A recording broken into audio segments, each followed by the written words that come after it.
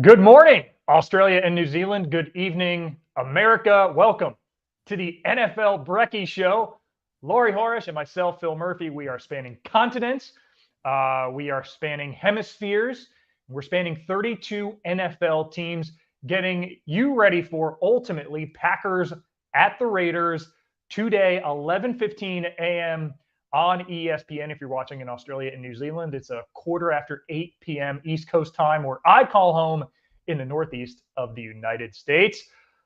And it's come to that time of year, Laurie, when it's actually fair to start, I guess, saying things like Tyreek Hill's on pace for 2,000 receiving yards. 5 games in, you can say that. We always have those silly stats. Somebody gets 3 touchdowns in week 1 and, oh, he's going to get 50. He's on pace for 51 on the season. And sometimes we say it tongue in cheek. Sometimes people don't. But you and I looked, when we were talking about this show, at what it would be like if the playoffs started today. They don't start for 12 more days, but if the playoffs started today, what's going on in the NFL? Who's in good position with tiebreakers? Who's in good position with win and loss records? And who's got work left to do? So, Laz, how are you feeling about this league if the playoffs started today? I think I'm feeling reaffirmed about some of the predictions, some of the anticipations we had, the expectations we had around some of these teams, Jacksonville Jaguars and Trevor Lawrence, as we get that stronger sample size, right? There's a reason that we kind of hinted at this last week. There's a reason that scouts and team, front office personnel and coaches, they look at those kind of 4-game sample size, a good month of football before getting a good feel for the teams they're coming up against, for players they might be interested in, for external free agents. So that's sinking in more and more.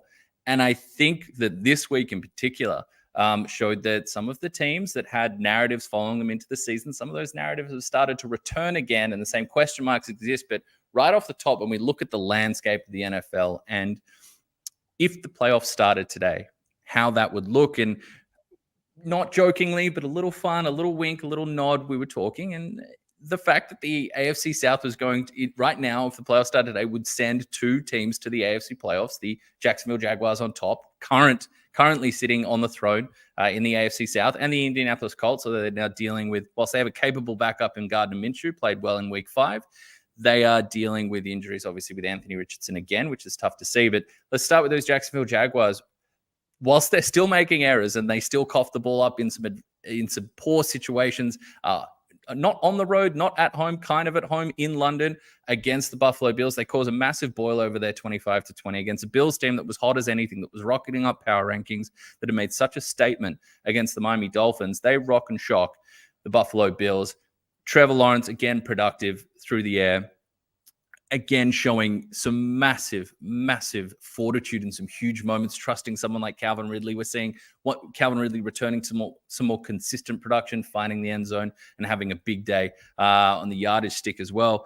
Travis Etienne, there's moments with that run game where there's a particular draw play that I love. There was a little bit of a delayed handoff that almost gets the defensive line to give themselves up or make the first move, and Etienne being so explosive and quick that he's able to make incredible cuts and bursts from that situation. He goes and gets himself a 3-figure day as well. So I think when I'm looking at the big surprises or just the landmarks, that if we were in the postseason starting today, what are these teams telling about ourselves so far? I think the Jacksonville Jaguars, whilst they're still having some sloppy moments on offense, on third down, they were far better against the Buffalo Bills. They were 10 for 18 on third down. They'd ranked, looking at all the advanced metrics, they were down in 29th, 30th, 31st, 32nd, and all these metrics on third down, while the Bills were right up the top defensively, including havoc rate, which combines all your disruptive defensive plays. This is how frequently you're going to deliver them on third down. In this instance, again, they ranked first in the league. They were able to overcome some of their own sloppy mistakes, far better execution in big key downs. And defensively, whilst there's still big days from the likes of Stephon Diggs and Gabe Davis had a big day, and Josh Allen certainly created some chunk plays, they made them one-dimensional. No one got anything going on the ground for the Buffalo Bills. So just looking at all those things as one, when we're looking at the Jags, okay, so you're getting the ground game going with Etienne, who was clearly, I know Tank Bigsby was a fun draft prospect, but he's clearly in the backseat there. This is Travis Etienne's backfield. Trevor Lawrence, despite turnover numbers or third down numbers, he if you're watching the tape, you're seeing a whole bunch of high level throws and production from him, and some production that wasn't coming onto the table in terms of drops, penalties, and some pass interference calls as well that obviously don't turn up for the box score scouts out there. So you're seeing those elements. And then if defensively they're able to take away teams' ground game, if they're able to play tough like that and make them one-dimensional, that's a recipe for continued success. So I don't think it's a surprise, perhaps. It's a surprise for me that we're seeing two AFC South teams that are currently in the AFC playoff picture. Well, it's not a surprise that the Jags sit atop the South. I do think that despite some of the topsy-turvy stuff we saw over the month, there's a lot of meat. There's a lot of substance to their performances, and I think they can continually tidy things up and really establish themselves as a threat in the AFC. Well, Laz, they're starting to look like that team that won a playoff game a year ago. We were wondering how, if, and whether they could build on it. And when that team got on the charter to London before spending 10 days in the UK, there was a lot of concern over that. They got throttled at home by a Texans team that nobody expected to do anything this year. They go to their home away from home, get back on their feet, whether it was at Wembley or in Andy's room against the Falcons. And then you mentioned it, on third down, coming in just a 31% conversion rate heading into this game against the Bills. I had a good weekend wagering.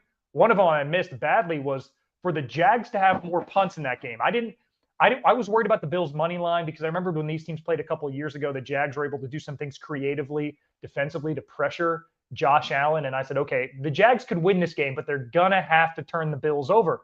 No, the Jags were the one that were turning the ball over, but they still won because they were so proficient on third down.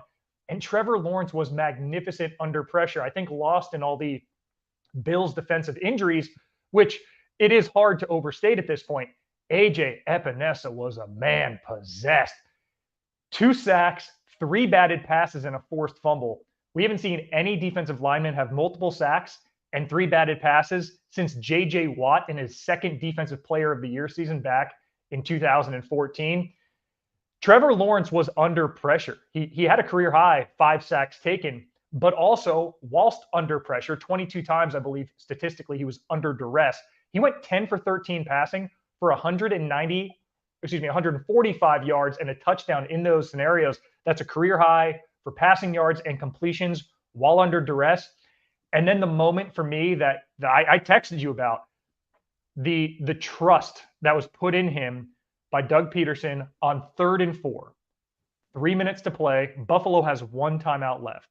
Jacksonville's at its own 31.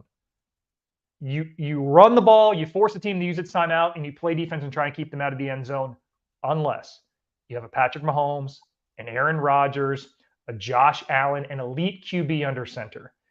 The play call that they had was one-on-one. My quarterback is going to throw it to my wide receiver 1, number 0, Calvin Ridley, in a place where only he can get it. Timing, route running, execution, ball placement, ball weight, ball trajectory, 10 out of 10 across the board. That was an all-pro. Any QB in the league would be proud of that throw situationally. And as much as the Jags had moments, that's one of those that you kind of lost track of, that it was as I call with Herm Edwards on the blitz, the play to win the game. One-on-one, Trevor Lawrence being trusted to be a top 5 QB on the planet, looked the part. And now after 10 days in old London town, Jacksonville comes back to the U.S. They get the Colts for the second time and last time on the season, unless if the playoffs started today, we have similar seeding and they were to meet in the playoffs. But they get QB2 Gardner Minshew now in the second time they're playing this team back in Duval. It's a lot of reason for optimism. So it took 10 days for the ship to right itself in Jacksonville. If the playoffs started today, the Jags are in, and they're hosting a playoff game. And now, if it comes to it, they'll have a tiebreaker over the Bills thanks to this win in Week 5. Laz, if the playoffs started today, Pittsburgh would win the AFC North. The Jags win the South. Pittsburgh, who lost 30-6 to the Texans, who were just completely overmatched in Week 1, which we do give them some grace for to the 49ers, but through 5 drives, Pittsburgh had minus 19 yards of offense. They were never competitive in that game. Pittsburgh, who is minus 31 in point differential. Pittsburgh, if the playoffs started today, would win the AFC North Thank you, Baltimore. Pittsburgh, 2.9 yards per carry.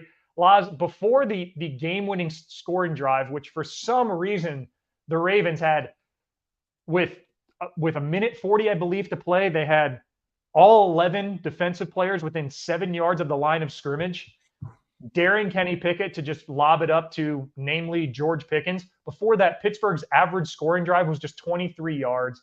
This team couldn't find a way to win unless its defense was generating double-digit points. All 18 points in this game that Pittsburgh scored were off, or 17 points rather, were off of turnovers. Pittsburgh's winning the AFC North, Laws, if the playoffs started today. Nothing quite like cover zero when you need to protect a lead late, and you lob everybody up on the line of scrimmage. I think we've seen it before. I want to say it was a Greg Williams Browns defense in a huge moment there. Greg Williams known for some hellacious blitz packages and being an aggressive caller there as a play caller, and lining up something similar like these AFC North teams and getting a little too happy with the cover zero. Let's go full blitz in those situations. But the Pittsburgh,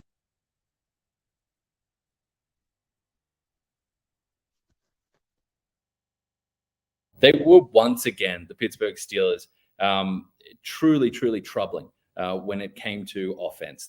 Matt Canada's scheme struggles to create anything consistent in terms of rhythm. The spacing is not there. The plays that they made, George Pickens one-on-one down the sideline, chunk plays there, largely so much of this, once again, we're turning towards the defense here. This is Alex Highsmith and TJ Watt, a hellacious pair screaming off the edge for the Steelers, creating pressures, creating turnovers, giving the ball back, or doing the scoring themselves has been a consistent theme. So what this tells me is, I don't think it tells me anything new about the Steelers. We know they've got a dominant defense. We know that they have truly a special set of game-breaking players. You're seeing promising things with someone like Joey Porter Jr. in a big spot there, and I know you want to touch on that. But once again, the offense, this shouldn't be a, hey, we're winning, let's keep it all going. This should be a reminder and should be a massive nod to Mike Tomlin that this is going to be an issue. We got lucky here to a degree. I don't think this is sustainable in the 2023 NFL and the landscape that you can only turn towards your defense to do the majority of really offensive opportunity creation for you. I think this is a reminder that you do need to make changes here, and that there's a chance you're wasting something special. That your defense, yes, we know it's Pittsburgh, it's defensive identity, it's blue-collar football, but, occasional sprinklings of Jaylen Warren and a defense that is being asked to carry the workload over and over and over again isn't enough to take you where you want to be. We talked about it last week. We had Hot Take Hotline where we had the comments and the questions coming in that they're just fine with good enough and, 9-8 and just keeping that, never have a losing record run going. But I don't think it's sustainable. This is a surprise to me, as if the playoffs was to start today, that they'd be the AFC North entry. But I don't think this is one that I put a whole lot of faith in, because until we see changes on offense, it's just not something I'm ready to sink my teeth in and say, yeah, this is what we're going to get week in, week out, because you're asking for such small variables. You're asking for bounces of balls. You're asking for tipped balls to go your way. And we've seen with some of the wonky bounces that we saw in week 5, that's not always going to be the way. We've seen with a team, we'll touch on them a little later, a team like the Minnesota Vikings, how quickly one-score games and your record in those can flip from season to season, from month to month. And I think the Steelers, despite the outstanding showing you're seeing, TJ Watt, again, bringing his name up, putting his hand up, saying, hey, don't forget about me in the Defensive Player of the Year race. You're playing with such small margins there, and you're playing a very deadly game, backing that that's going to give you a result week in, week out, especially when we look in that AFC North, where there might be some tigers purring a little further south. Objects in mirror are closer than they appear. Mm-hmm. And Laz, for me, it's a massive missed opportunity for the Ravens to really grab hold of this while Joe Burrow seemed to lack fitness, and that Bengals offense seemed to lack any real punch or ability to get the ball to Jamar Chase. Here we are now approaching the 1/3 way point of the season. The Bengals are a game out of first. And Pittsburgh, we can't say it enough, the number 29 scoring offense works for 5 weeks. It's not going to work for 17 to have you be the top of this division. 2 games won explicitly by the defense, but still a minus 31 point differential, 3-0 in one-score games. We'll talk about the cautionary tale of the Vikings coming up. But Laz, while we're talking about point differentials and heck, the Minnesota Vikings, did you know two things? One, the Atlanta Falcons actually have a worse point differential than the 1-4 Minnesota Vikings. Yet still, the Atlanta Falcons, if the playoffs started today, would be your second wild card team from the NFC.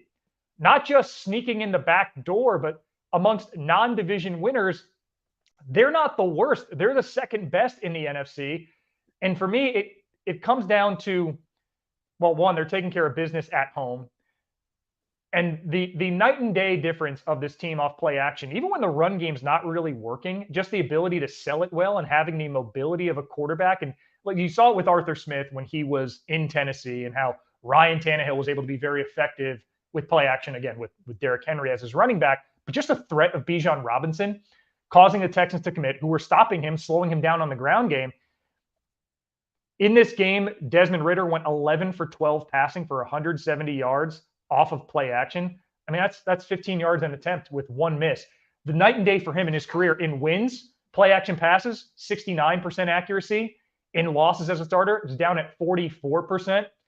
And while we can sit there and say, yeah, this team, again, they were lucky that Houston was settling for 3 on some of these drives, and Drake London has to climb the ladder. Bijan Robinson has to pull a rabbit out of a hat on a shovel pass, what should have been a more accurate pass.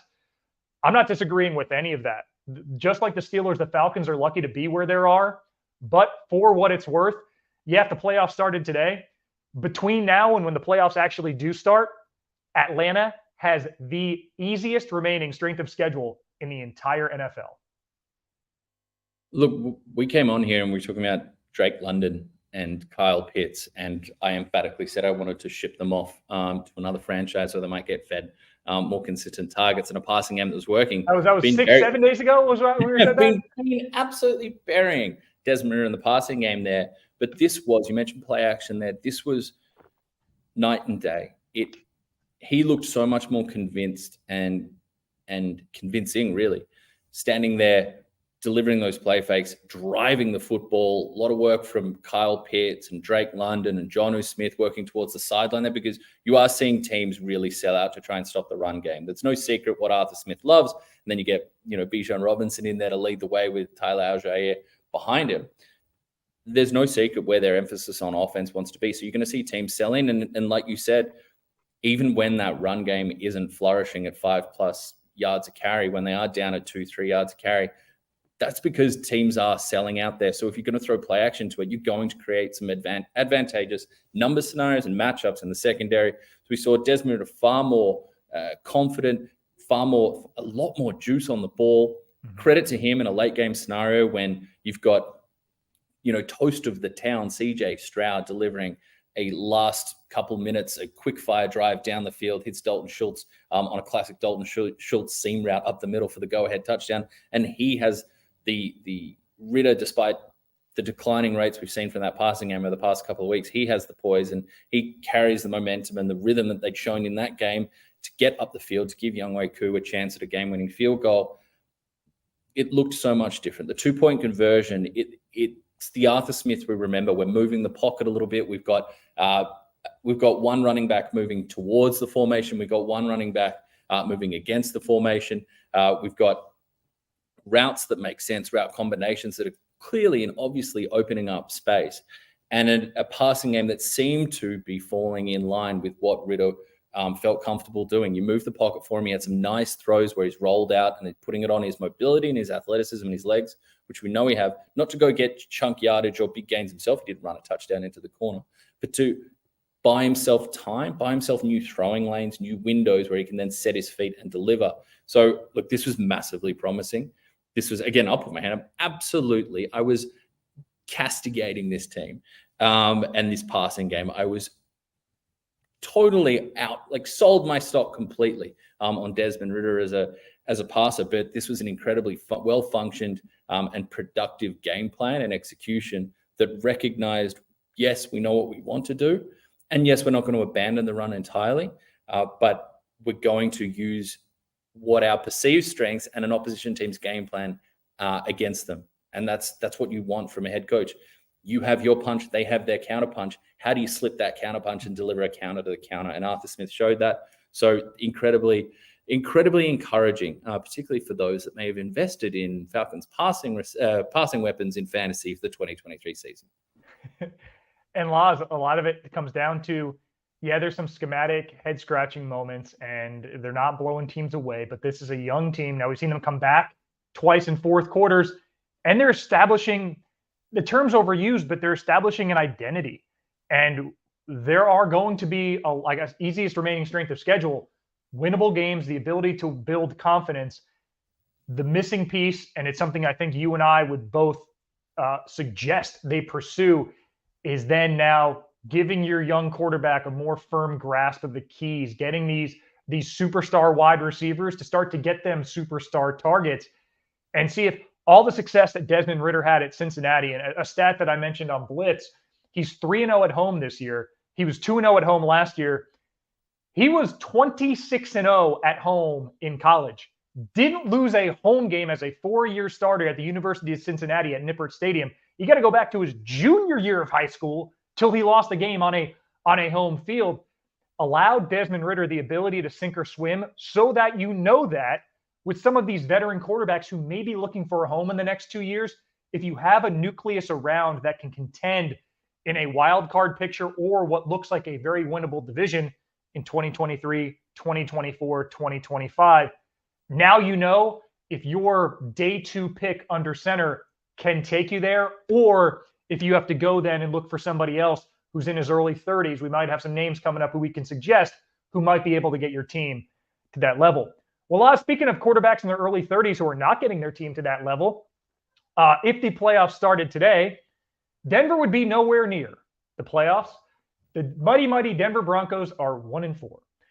Laz, this is the easy part of their schedule. They played the Raiders at home. They played the Commanders at home. They played the Bears. They played the Aaron Rodgers-less Jets. Yet here the Broncos sit at 1-4. They have the third most difficult remaining strength of schedule. Why are we saying this? Well, if the playoffs started today, they have the highest draft pick that is not belonging to Chicago. Despite Chicago's win over Washington, Denver's head-to-head win against Chicago means the Bears' number 1 pick is actually number 2. The number 1 overall pick in the draft is the Carolina pick, which Chicago holds. This isn't your best mate's fantasy league. Nobody's going quarterback in the first round. One of those picks will be quarterback, and then whoever's not Drake May or Caleb Williams, assuming another team doesn't jump the Broncos, which they could, to the number 2 slot, would go to Denver. Laz, this is the team that, as much as we can harangue Russell Wilson, Sean Payton didn't seem to have much confidence in his late game management there. But the problems for this team extend to a defense that was magnificent a year ago. Now they're dead last in the NFL in total yards. That's a bit of a deceiving stat. They're dead last in the NFL in scoring defense. I mean, yeah, but sometimes pick sixes, special team. They're dead last in the NFL in rushing yards allowed, which, again, if you're a bad team and you're playing from behind, the other team's trying to shorten the game, they're dead last in the NFL in yards per carry allowed. This defense does nothing well. The offense is marginally above average. And here they sit after giving up 3 collective first-round picks for Russell Wilson, Sean Payton, 2 second-round picks for Russell Wilson. So we're talking 5 first 2-round picks for that collection. Over $160 million guaranteed to Wilson, making Sean Payton one of the richest coaches ever. Denver is going to be having a complete franchise reset, barring a significant turn of events where they're now swimming upstream for the first time. Because I know I mentioned it, it bears repeating. They have the third most difficult remaining strength of schedule, which includes a trip to Kansas City in 3 days' time, the first of 2 games against the Chiefs in the next month. I think the question here is about whether there's a future rebuild coming or what I think we both anticipate that this hasn't been the worst we've seen from Russell Wilson. Like there have been worse games, there have been worse stretches, but with what you've invested in Sean Payton, we talk about this when you're investing in a coach that despite this season, despite being told to stay humble by Robert Saleh as they shook hands going off the field there, despite all that, there still should be a lot of faith in the offensive mind that is Sean Payton. He has been one of the most copied and learned from offensive and schematic brains in the NFL for the past couple of decades. My question is, how much, when you're seeing this result, Phil Murphy, when you're seeing a 31-21 fumble fest against the Jets, how much to the positive conspiracy theories are you buying into that Sean Payton is truly doing this to tank and set himself up to draft, as we mentioned, with a massively high draft pick that is currently sitting at 3rd and could climb higher? How much is he fumbling the ball? Am I missing something there? I'm not going to go into he's running flood right, then sure. If we're running offenses out of 1981, I got you. I'm sorry, is that a shot at the Dallas Cowboys? No, actually it wasn't, but it could be. It should be. But is there any merit? Would you, in your darkest moments, putting aside your agnostic football analysis mind for a second, your darkest moments as a Broncos fan, is there any time that you lend any credence to the positive conspiracy theory that this is all part of the plan and the fact that you can get out with close to a cap neutral cut of Russell Wilson in the next wee bit? No. The last time Denver was bad enough, though, to have one of those top picks, they got Von Miller, and he carried them to a Super Bowl 50. Laz, I'm wearing a Packers shirt today, not because I care for Jordan Love all that much, or I don't even know if I think the Packers are going to win. We'll get to popular demand coming up. It's because my second favorite team's whoever's playing Kansas City, and my third favorite team's who's ever playing Vegas. So that my third favorite team's playing today on ESPN. At this point in my darkest moments, sure, I want Denver to have a top 2 pick. I want them to get number 1. I don't think they're quite catching the Panthers. Denver has a way. They're going to play Kansas City close because they always do, but this team will fumble its way to 3 wins positively, I guess. So eventually the ball's going to bounce their way. And then it's going to be that hard question of, are we ready for the franchise reset? Yes, you must be. If you're now in year 2 of this quarterback who, listen, if this were what we saw this year is what we saw last year, and this was the established floor of Russell Wilson, maybe could they go all in on fixing whatever the heck's going on defensively? Christian Parker's one of their, promote him to DC, do whatever you have to do. But we don't have any promise that this isn't Russell Wilson's ceiling. And the ceiling that this offense has showed this year is a fringe playoff team. You put this offense on a capable defense, yeah, they're winning the wild card and maybe nipping at Kansas City's heels in the division. But they have the worst defense in the NFL. And so if the playoffs started today, I don't think they're going to be picking very far from number 3. In fact, I'd be surprised if they're outside the top 6. We do have this question in from Adam Schultz. What are the chances Denver moving off Wilson's situation looks dire right now? Do they sit and try and get through Russ and Payton? I think, look, we've touched on a bunch of that, but I wanted to bring that up. We definitely want you sending in what your biggest surprises were. We've got the hot takes coming up. We want you sending those in as well. But I think the chances, again, from a cap standpoint, it's doable. I think ultimately what's going to weigh into this is the final season evaluation when they go through and look at all the games with Russell Wilson. How that relationship evolves over the next few months, we don't know. They could bond really close together. They could be divisions. Russell Wilson is not the most stock standard NFL personality that you're going to come across as a coach. And ultimately, where the draft pick lies as well, because that will educate your decision and what you're willing to do. And then Brad, friend of the show, Brad, I think it was great philosopher Phil Murphy who said Broncos country, let's hide. Yeah. And Russell Wilson's dead cap number this year is $107 million. Unsurprisingly. 107. Next year it's 85. 2025, it's 49.5, which it sounds expensive, but I think that's the earliest they would get out. Potential out on the deal is 2026.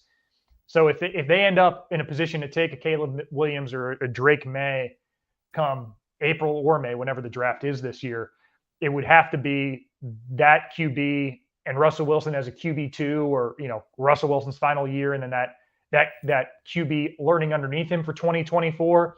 And then you make the decision in 2025 if you eat the $50 million of dead cap money to get rid of Wilson then. But we're week 5 of 2023, and I'm already looking 2 years ahead because of all the assets they gave up to get this collective in Denver and how poorly it's performed.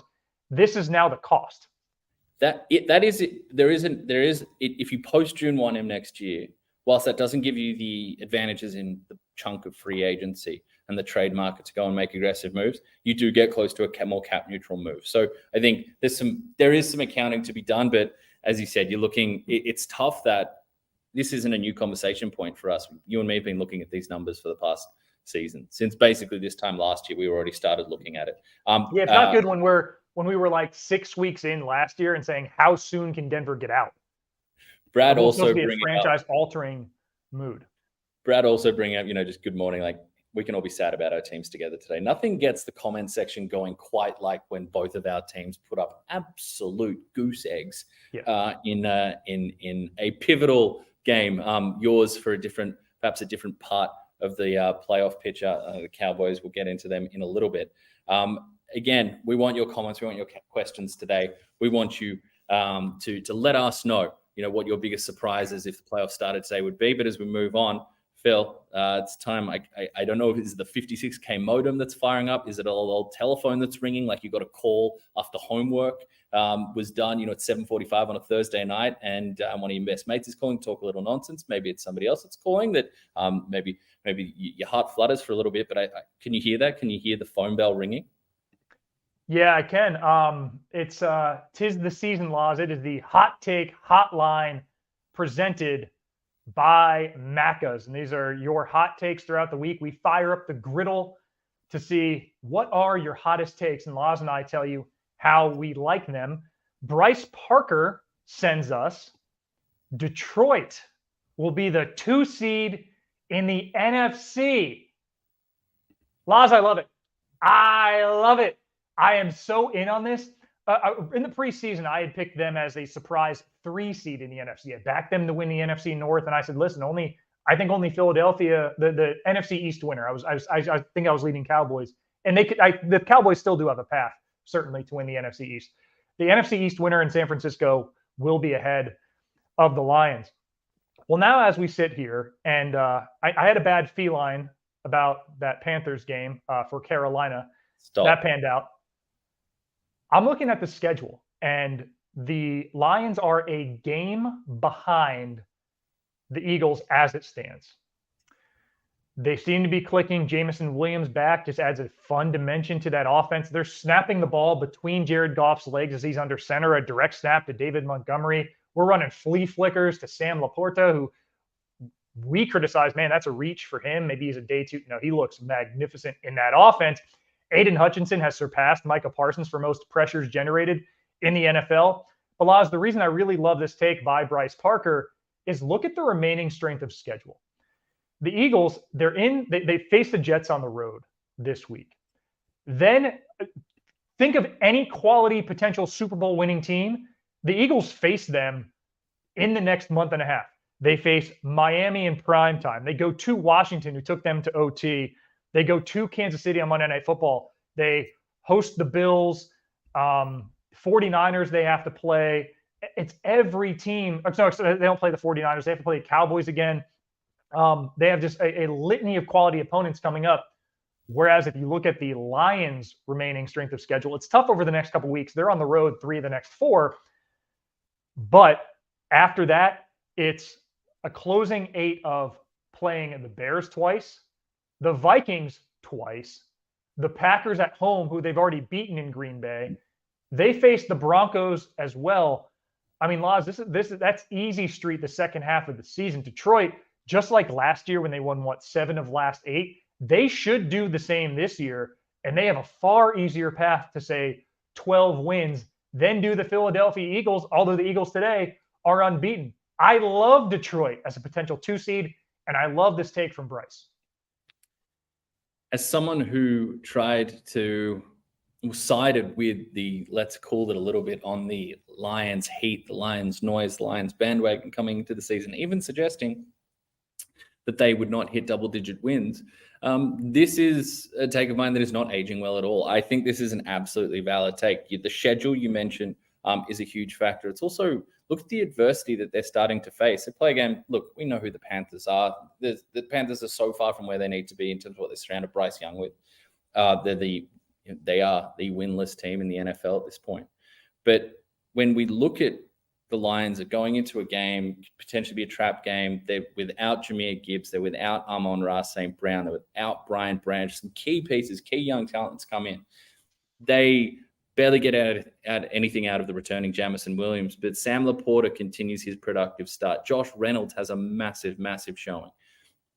Jared Goff is currently 6th in the league in success rate as a quarterback. Seventh. The names ahead of him, Brock Purdy, well, we know how that's rolling in San Francisco. Tua Tagovailoa, okay, they're currently outpacing the greatest show on turf in terms of yardage through 5 weeks. Best ever. I'm not sold on the greatest show on turf. No, Laz. I would like something more original, and I think we might get there, but it's all right. That's for another time. Josh Allen, Patrick Mahomes, Justin Herbert, Trevor Lawrence.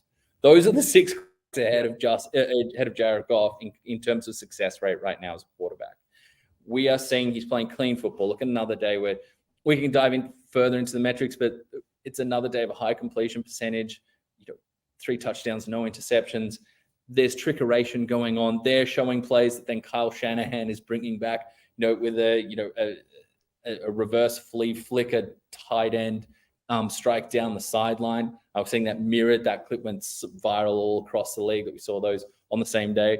Anytime that, look, I'm sure Kyle Shanahan had that in his bag already, but anytime that you could actually ask the question, hey, did Kyle Shanahan watch your offense 4 hours earlier and then roll a play out because he liked the look of it? These are good things to be asking. These are good scenarios to find yourself in. We've seen the defense taking strides this season. Aiden Hutchinson is playing, as you mentioned, at an all-pro level. You've got Marcus Spears on big man balling. Stepping up and getting all fired up about the complete total athlete that you're seeing from someone like Hutchinson at the defensive end or the edge rusher spot. And I think you mentioned their schedule coming up, that there's a few interesting test games in the next couple of weeks. They'll go on the road and play a Saints defense that is very strong, even if the offense, look, Patriots going to make any scoreboard look good right now, but the offense has certainly had its struggles throughout. And then that late season New Year's contest where they go on the road to the Dallas Cowboys. I can tell you the last time at that point of the season that the Detroit Lions made a trip to the Dallas Cowboys, one Lawrence Horesh was in the stadium there taking it all in as rookie Dak and rookie Zeke in 2016 rolled through. It was the last 50-plus yard carry that Zeke had for about 5 years on a big touchdown run. We had Des Bryant taking reverses and throwing touchdown passes to Jason Witten in the corner. It was an absolute pasting and almost a parade of this revival of the Cowboys back then. It could be a very different story when these two teams meet later this season. We'll see where the Cowboys are at, but the Lions have that feeling of young talent clicking, of chemistry, of locker room vibe, of buy-in from the coach, all hitting at great points that, yes, combine the NFC, the top 2 conversation for so much is going to be dominated by the San Francisco 49ers and the Philadelphia Eagles. Completely understand. But who you play matters. It's a week-to-week league and matchups matter. And as you're sitting here right now going, right, this is what they're showing. They're able to take on adversity, take on players that are missing. Oh, you've got some key outs, and it doesn't stop the momentum. And that 42-24 scoreline against the Panthers, that puts a little bit of lipstick on this thing. It was much closer. It was more 35-10 would have been a more accurate score. There's a couple of late touchdowns there from the Panthers when this thing was well out of hand. This was domination, and Lions fans and those just watching them and neutrals watching week in, week out have to be enjoying it. And I think absolutely can believe that they can make a run at that 2 spot. Yeah, Laws. Today I went under the Eagles win total 12.5 at $1.91, and I am waiting because I do think the Lions are going to drop a couple games here, and they have 3 of the next 4 on the road, and I believe all 3 are against realistic playoff aspirants. I'm going to wait on the Lions about a month and then hammer that in week 9 or week 10 once they head into this back half of the schedule and can zip toward the finish. All right, we are 39 minutes in. Let's turn up the heat on the griddle just a little bit, just so this cooks a little faster. Simon says, that was unintentional. I'm sorry, Simon. Simon said, so bad for me. Simon posted, that has to happen a lot, Simon. I'm sorry. Simon posts on X, might be it for Jim Harbaugh in Baltimore. Now, Simon, moderate interest in this. his job is so secure because of the success he's had for so long. This was the 34th all-time meeting between he and Mike Tomlin, and we've only seen one head coach opponent meet more frequently in the NFL. That was George Halas and Curly Lambeau of the Packers a long time ago. Modern NFL, this stability just doesn't happen. And the Ravens front office, I think, is very proud of that coaching stability. But it took a confluence of events, of on-field mishaps and coaching malpractice, frankly, for the Ravens to throw away this game against the Steelers. And Simon, I present this to you as ammunition should you care to revisit this argument in 2 months or 4 months' time. We'll call them, for Ravens flock, the flock ups against the Steelers. And there are 4 of them. Mm-hmm. First one, end of the first half. Ravens are up 10-3, 21 seconds to go. 21 seconds to go on the 23-yard line. You have Justin Tucker, maybe the best place kicker this league's ever seen. Automatic field goal for him is one option, 40 yards away to make it a 13-3 game. Pittsburgh's offense is doing anything. You put that at double digits, Pittsburgh's going to get booed off the field. That's a potential backbreaker. Instead, the Ravens elect to go for it on 4th and 2, which best case scenario, they move the sticks, but then they get 1, maybe 2 shots at the end zone before they're inevitably kicking a 35-yard field goal anyway. They turn it over on downs, keep it a 7-point game, and keep Pittsburgh in range. We know what happened with the block punt. I'm not even going to throw that on there. Special teams, wonky things happened on special teams all the time. There were 5 bona fide drops, and you can make a cogent argument there were 7 drops, depending on how the NFL defines a drop. 1 in the end zone, 1 on 3rd down. Ravens receivers were doing Lamar Jackson no favors. I felt very bad for that guy at the podium having to answer for his completion percentage that probably should have been 20 points higher than it was. So that's 2. The third one, I'll put on Jackson and Monken, the offensive coordinator. You're at the goal line. The score is 10-8. We're winding down in the 4th quarter.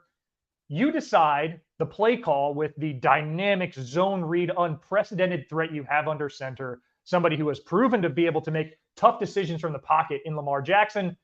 We're just going to throw a jump ball to old Dell Beckham against Joey Porter Jr., who was a functional first-round pick. Joey Porter Jr., number 32 overall, who I was just campaigning for on this show, watched him a lot at Penn State.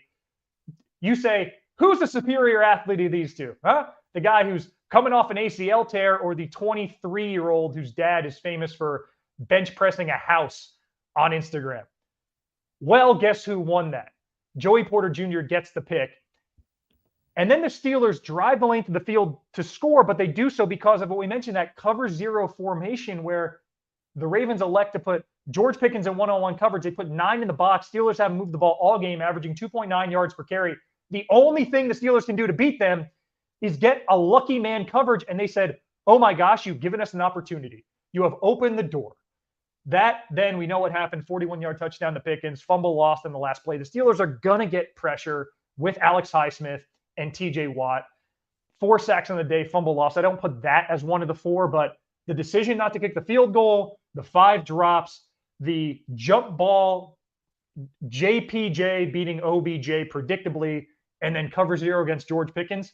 That confluence of flock ups is why Ravens flock no longer sits on the perch of the AFC North. Yeah, it's not time up for John Harbaugh. That's not where we're at. So as far as grading the hot take, that's a little too spicy for me. I think we've lost sight of flavor here, and now we're just going to burn for the sake of burning. But when it comes to what it was, what those mistakes embodied, and you outlined them beautifully, I don't need to relitigate that. But all that says to me is they kind of forgot who they were for a game. Those receivers forgot Rashad Bateman in the back of the end zone, Zay Flowers, like. They forgot who they were in terms of their hands. They forgot that they're capable receivers that don't need to feel that these are not plays you anticipate big time drop issues from. And then Todd Monken for a sec forgot where he was, and that dialed up play to the corner there. That was a Mike Evans special. When you're 6'5" and leap out of the building, and you can take it to the penthouse there. sure, throw it up there. But this is Odell Beckham. With 40-year-old Tom Brady, where the best thing he Yes. can do is just try and put it, 3 meters off the ground toward a pylon. Whereas for Odell Beckham, let's get those slants going, those in breakers going. Then let's get Lamar planting his feet and driving an absolute laser that fires over the middle of the field at 20, 15, 20 yards. That's where you'd like to see that type of play going, rather than a ball that and a contest that didn't seem advantageous. So no, John Harbaugh's time is not up. In Baltimore, we're going to pour a little get the milk out. Milks and bread's not a bad one to have after the too much chili when it's been a little too hot for you. We'll get that out for that take, but that's not the only one, Phil, that we got regarding a coach and their future at their current franchise. Yeah, this one is spicy, and honestly, Laz, it's more palatable than when I first read it. Ben Smith. Bill Belichick is on the hot seat. Now, Bill Belichick is coach and general manager of the New England Patriots. It would take Robert Kraft to intervene for him to truly be on the hot seat, but some decisions made in the past few years. Listen, Tom Brady's never still going to be the quarterback. Tom Brady's 45. They needed to move on from him. This offense is anemic. It's a rough watch. 55 points through 5 games.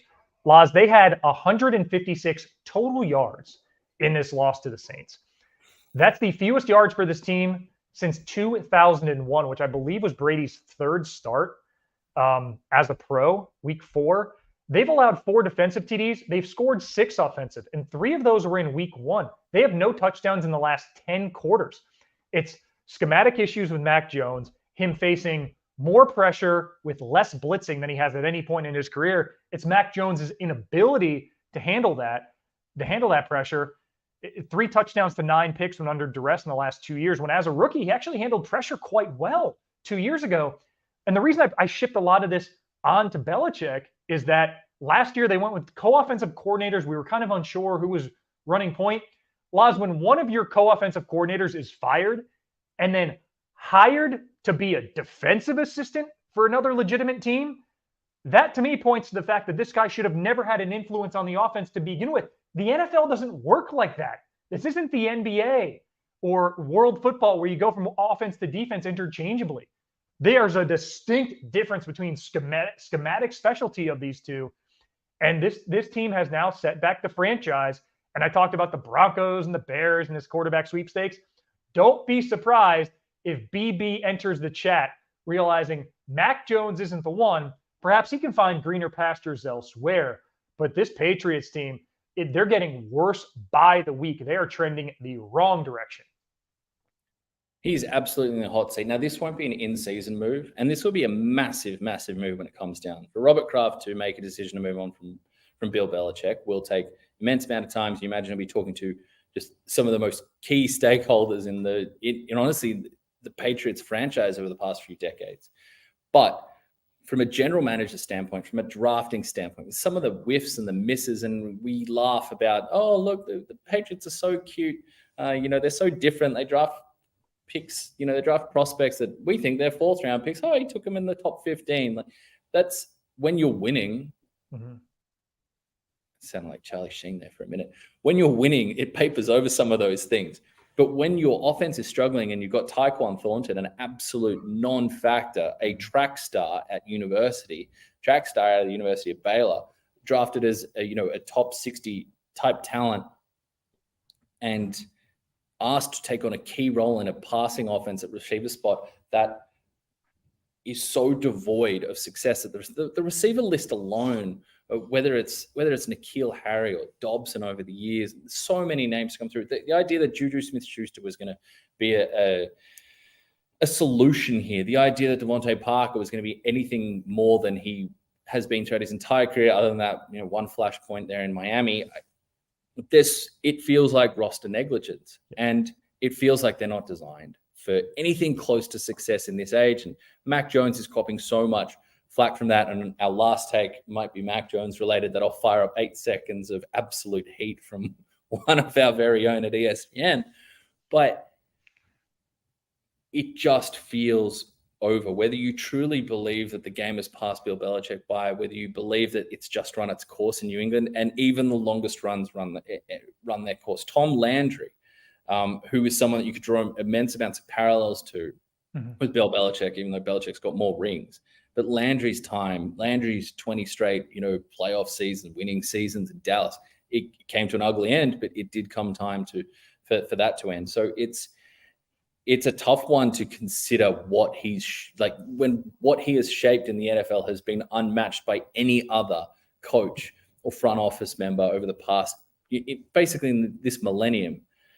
It's so apparent how far off the ball they are that if there's a time to make a move, I think this is, as tough as that might be for some Patriots fans to consider or people around the league, this is the most clear evidence that it is time. He wasn't going to be coaching forever. I know there's elements here about the total career win records that I know that are talked about and part of the factor here, but time waits for no one in the game.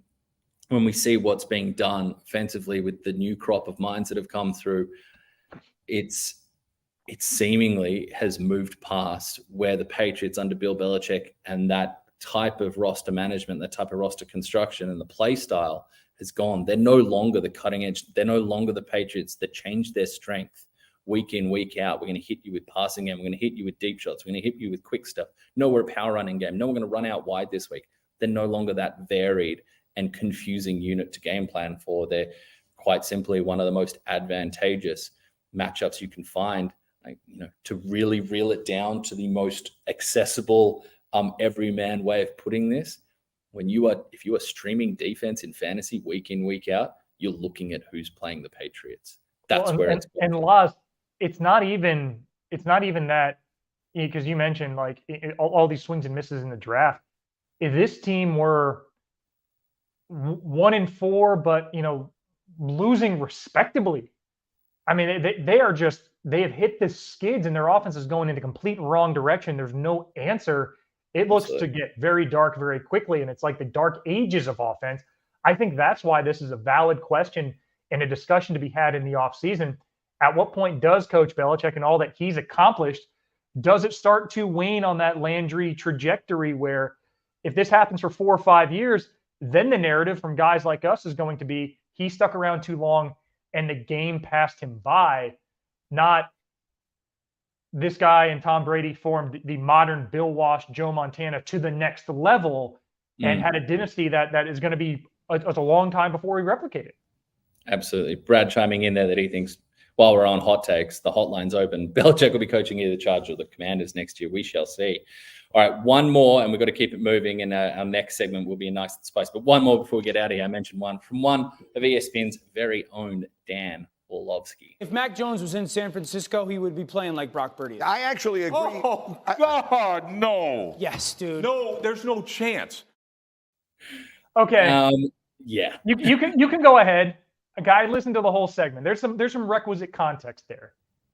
He was not saying he would be better than or equal to Brock Purdy. He'd say he'd be playing like him. Yes. Yards after the catch, stats would be much more favorable.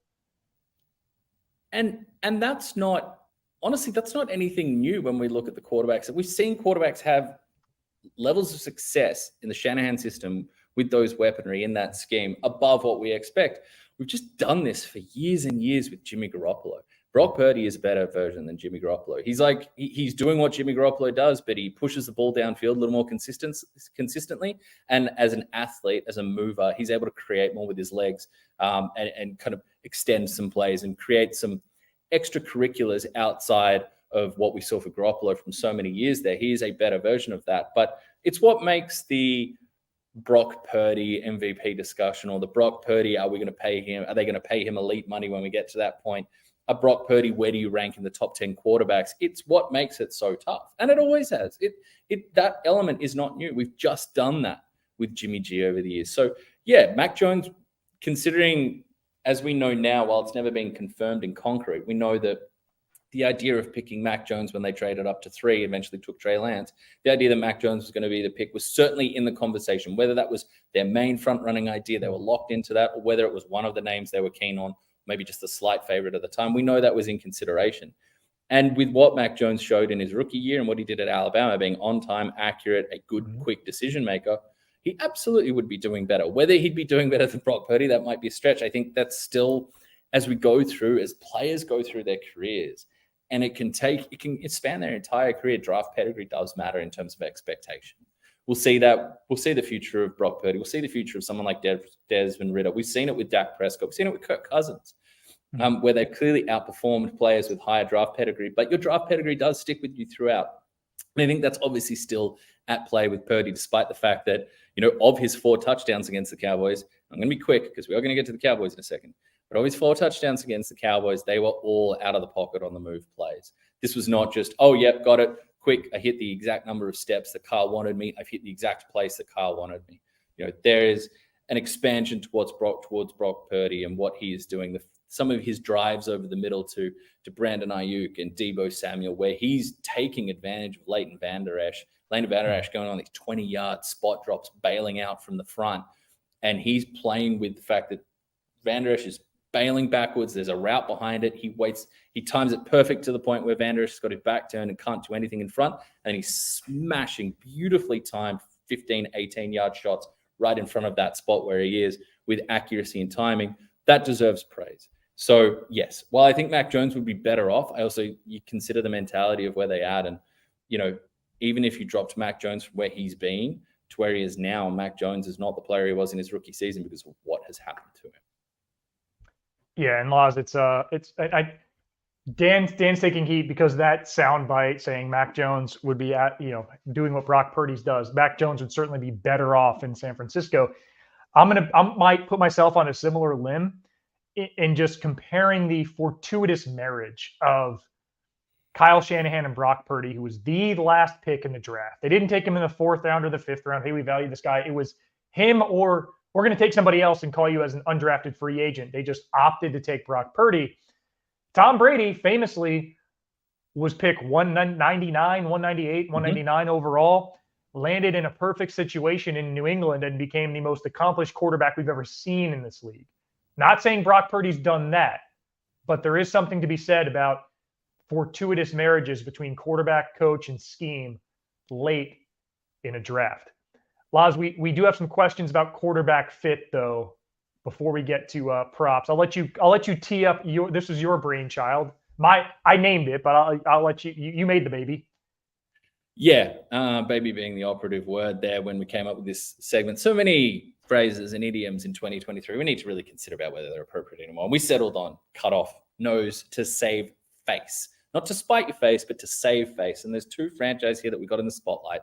I'll start with the obvious one. We just mentioned the 49ers and the team they put an absolute hurting on, the Dallas Cowboys. You mentioned earlier that you're wearing the Green Bay Packers shirt for your reasons. I'm wearing the Allen Iverson sweater today, the jumper. Sweater over your way, jumper over mine. And that's because I'm looking for answers, Phil. I'm looking for answers. And that's why I've turned to AI. And also I'm looking for a little boost. And he tends to provide that for me when the results don't always go your way and you sit through an absolute horror show, which is what the Cowboys dealt up against a 49ers offense that is in its most pure and peak form. So the question is here that is doing the rounds on every studio show, podcast, every social media platform. There's questions around Dak Prescott and Mike McCarthy. Dak Prescott or Mike McCarthy. Who's more at fault? What do you need to move on from first? Because those are obviously the biggest investments that you would move on from. And when I look at the Cowboys and I look at the Texas Coast, which is what they've dubbed Mike McCarthy, bringing a very, very pure form of the West Coast, a very old school form of the West Coast offense in to Dallas, moving away from Kellen Moore and the coaching trees that he comes from. We don't need to dive into all that.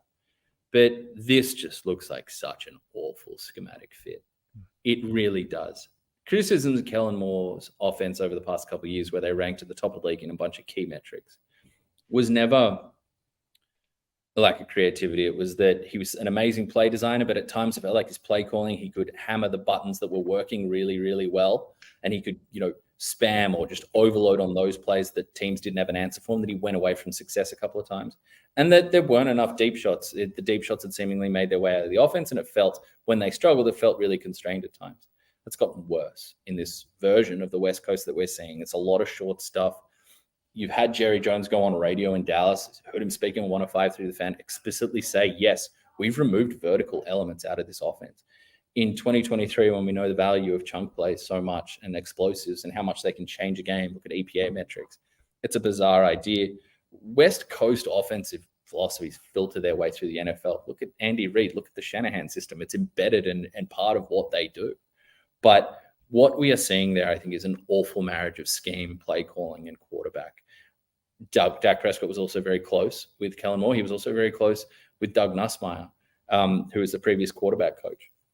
And both of those names have moved on. Kellen Moore and the Mike McCarthy relationship had run its course. The word is that he didn't want to be there working in that environment anymore, where you're kind of melding two worlds and it's not a pure form. And ultimately, I think what you've got now is far, far worse. Yes, we're only 5 weeks in. I don't think they've got anywhere close to the full range of the playbook that they want to, especially because of the game scripts. They've had one surprising contest against the Cardinals. They've had 3 blowouts and they got 3 blowout wins, and they got absolutely whacked and behind the 8 ball and had to push. The numbers that he brought up are 3 interceptions from Dak Prescott. The interceptions that came when they were already down by 3 scores. What's more concerning is what was going on early in the no yardage through the first 10 plays, next to no yardage, no spacing from the receivers. You're seeing Kyle Shanahan's offense, whether it's Ayuk, Deebo Samuel, George Kittle, hat-trick, 3 touchdowns, Christian McCaffrey, Juan Jennings, Kyle Juszczyk. You're seeing wide open targets, not a shot at Brock Purdy, just how well that offense is working. I think the offensive line did a decent job pass protecting against a nasty front. You didn't hear the names, Nick Bosa. Oh, it certainly didn't hear Joey Bosa's name. Nick Bosa's name over and over again. He had his moments. You didn't hear Javon Hargrave over and over again.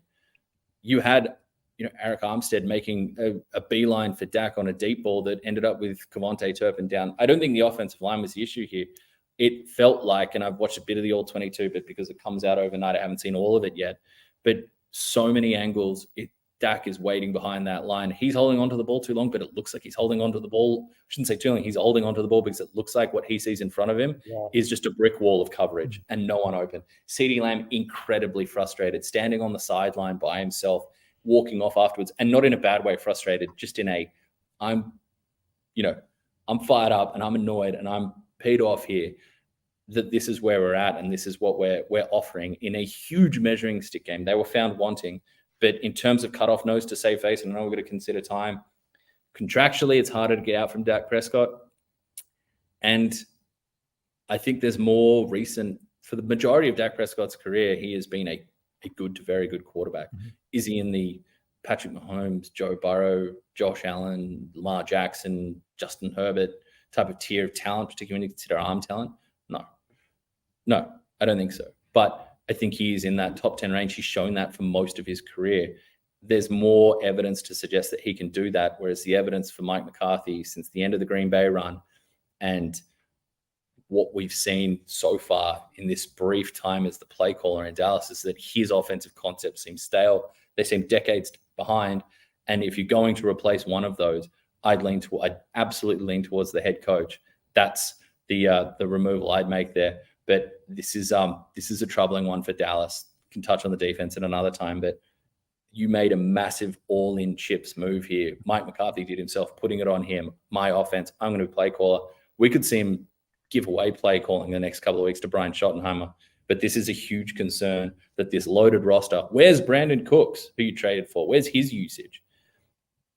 That this move that you've made is going to come up with absolute snake eyes. Yeah, Laz, I'll be quick. I think they don't have an out for Dak Prescott till next year. Not that they'd want to take it. He does seem to be the quarterback that, with the type of defense that they have, can make a lot of noise in a regular season and a postseason if used properly. The problem is making noise isn't enough in Dallas. Nope. This team we need Lombardi trophies. And Dak's in year 8 as starter. They had 8 first downs in the game against the 49ers. That has to be the wake-up call. The Cardinals game, those anomalies happen to every team every season. This had to be a wake-up call for Dallas that what they're doing offensively is not enough against elite teams. And if you hold yourself to that standard of being in the elite of the NFL, it must get better.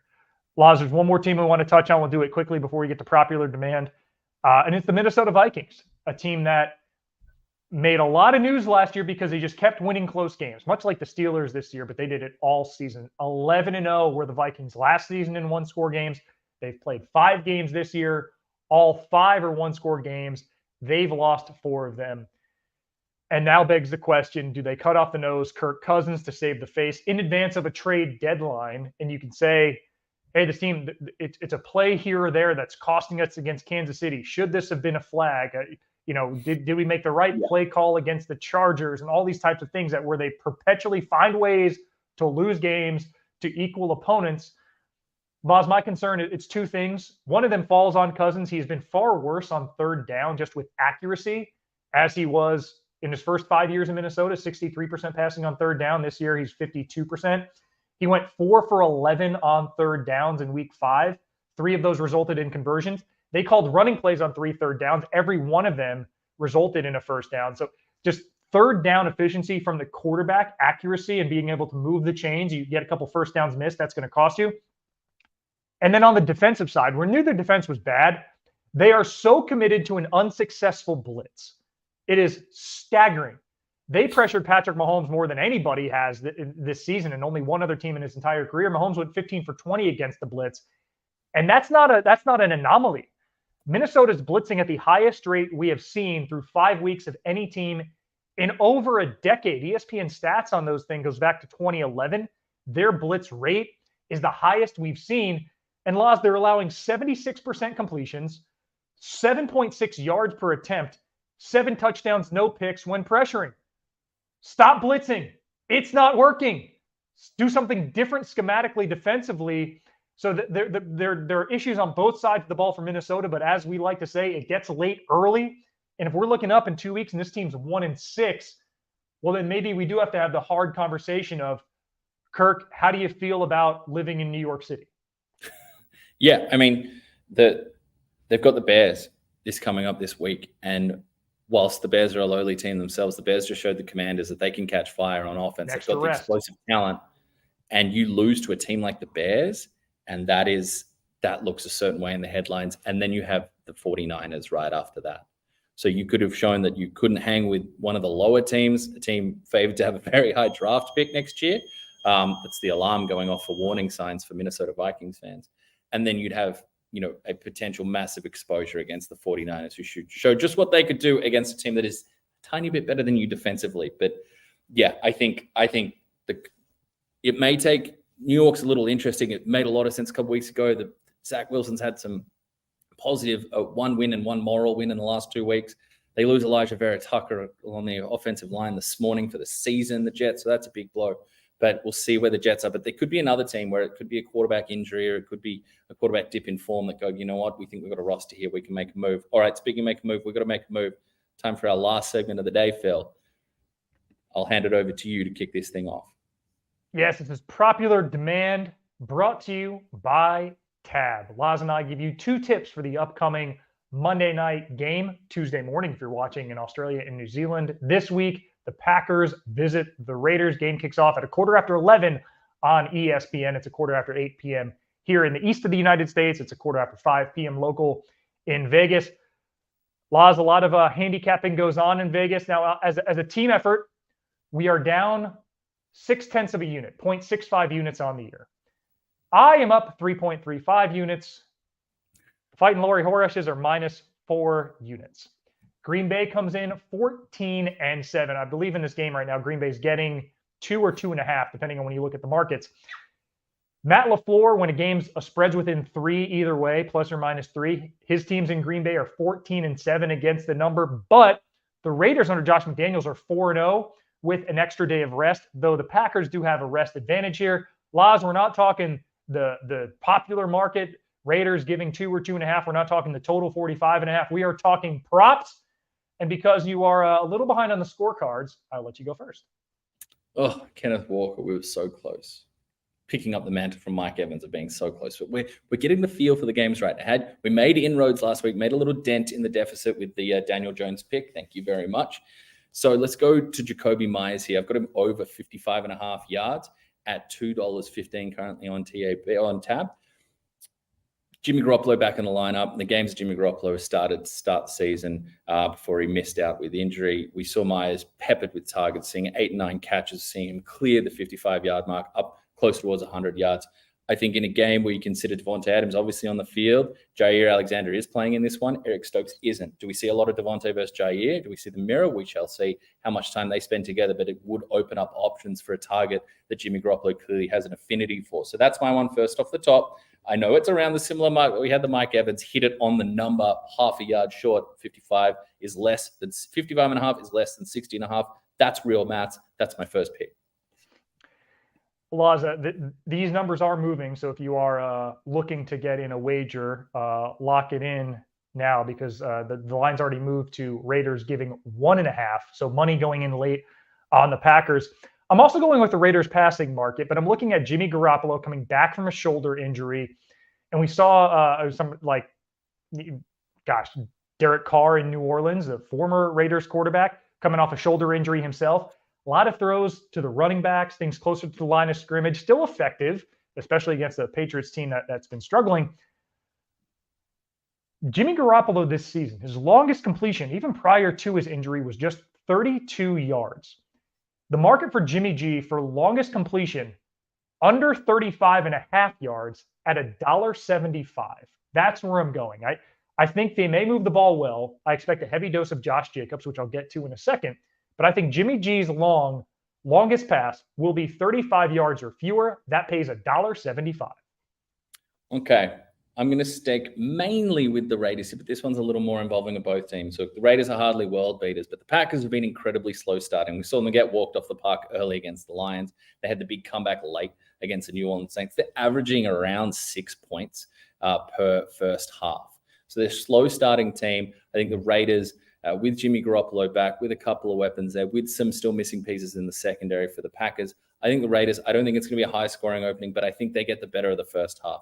So for me, the line that I've got here, it's a little double up here. It's the first half. Vegas minus half a point into under 21.5 points on the half. You get that at $3.90, so that's a bit more of a Horesh home run shot, lifting up in terms of the odds there. But I think that we'll see with Aaron Jones out, with the Packers need to figuring out who they're going to turn to with the running back stocks there. It tends to possibly, A.J. Dillon has been far from good form. If he's getting some of the workload, it tends to take the big fella a little while to get those wheels turning, to get the heat moving, the engine firing up. So I like the Green Bay Packers, especially as they continue to work in Christian Watson back into the fold. Luke Musgrave, after leaving last game, see him back healthy. But I think it's going to take just a little bit of time, as it has throughout the season, for the Packers to hit their mark. The Raiders are not world beaters, but I like them to take a little lead going into the half in a low-scoring first stanza before third and fourth quarters kick off, and I think we see a little more flow. Laz, I've been having a lot of success with first half unders and first half props in these games. I stayed away because the Giants are the worst team in the NFL in terms of scoring in the first half. Second from bottom is the Raiders. Third from bottom is the Packers. So I'm a little concerned, especially backing the Raiders. But at $3.90, these are the gambles you need to make when you're $4 in the hole. I'm going with the sure thing, Laz. I'm going with the guy who is the reigning, defending, undisputed rushing champ of the NFL. A guy who, in 2 appearances and losses this season, had 17 carries. In fact, all of last season, his season low for carries in home games, this game is in Vegas, was 17. The Raiders' one win this year, he had 19. He's perpetually in that 17 and 19 range. With Jimmy Garoppolo still getting right from a shoulder injury, I expect 1 or 2 more touches on direct handoff to Josh Jacobs. Jacobs to go over 17.5 rush attempts pays $2.05. 2.05 for Josh Jacobs to go over 17.5 rush attempts. I wanted to flirt with Romeo Doubs over 4.5 receptions at $2.20. It's a great number with Christian Watson back in the fold. I think he'll get there. That was those are my top 2 picks. I gave him Jimmy G under 35.5 yards for his longest completion, and Josh Jacobs over 17.5 rush attempts. A close third, if you're curious. And hey, who's up 3.35 units through 4 weeks? I mean, if you're curious on my third or Packers prop, I do like Romeo Doubs over 4.5 receptions. Was $2.30. A lot of money's going on that, so it's dropped down to $2.20. And it's time to ask yourself, what are you really gambling with? For free and confidential support, call 1-800-858-858 or visit gamblinghelponline.org.au. Well, Phil, to the absolute surprise of nobody, we've run over, but there's plenty to take in as we get to week 5. I think it's been a big week of reveals and questions, and we got to get on out of here. So if you want to land this ship, and we will call it, and let the folks enjoy what should be a fascinating contest between, airing at 11:15 on ESPN Live, between the Packers and the Raiders, and that matchup that I cannot wait to see. Devontae Adams mono-a-mono with one Jair Alexander. Yeah, and like you said, it all goes down on ESPN. Aaron Ataides on the sidelines at Allegiant Stadium in Las Vegas if you're watching in Australia and New Zealand. But for Laurie Horesh, I'm Phil Murphy. Thank you for joining us this week for the NFL Brekkie Show. We will see you next week for more of the same.